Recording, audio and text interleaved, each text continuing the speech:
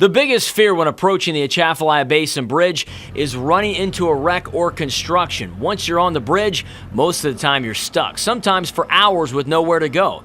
Bill Fontenot worked for the DOTD for nearly 40 years. He was a district engineer administrator over the Acadiana region. He says technology in 2015 gives drivers a heads up on traffic issues on the bridge in advance, which can also save them the heartache of getting stuck in a long traffic jam. The apps on your phone and the 511 system that DOTD and the LSP, Louisiana State Police, have put in place actually help motorists know that there is a route north through Opelousas that is probably the most efficient route to get around any incidents on the basin at this time.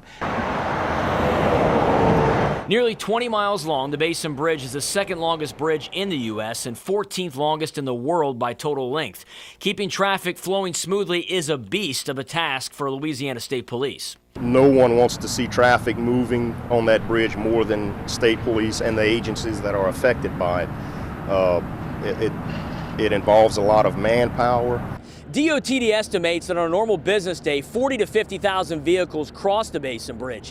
In 1973, when this bridge was completed, the one thing they didn't account for was the volume of large trucks that would eventually cross. Mixing 18-wheelers and passenger vehicles in that small of a space, which is actually restricted by a limited width of the bridge for 18 miles, can be risky business. In 1999, then Governor Mike Foster lowered the speed limit on the bridge from 70 to 60 miles per hour for passenger vehicles and then lowered the speed limit for 18-wheelers down to 55.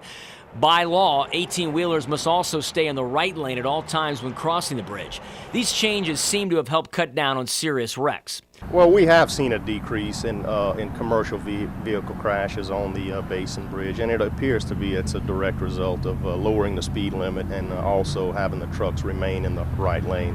In 1993, 3 crossovers were built to give emergency vehicles the ability to use in certain situations. Now, the general public may often wonder why they can't be opened up to get traffic off the bridge. State police say it's more complicated than you think. If you begin opening crossovers, that also creates an incident on the westbound side because you have to stop that westbound traffic to allow that eastbound traffic to make the U-turn by utilizing those crossovers. So we have used them in the past, but only as a last resort, simply because it doubles your problem, basically. And how about adding another lane to both sides of the bridge? Well, that's been discussed also in the past, but one thing keeps holding that up from becoming a reality.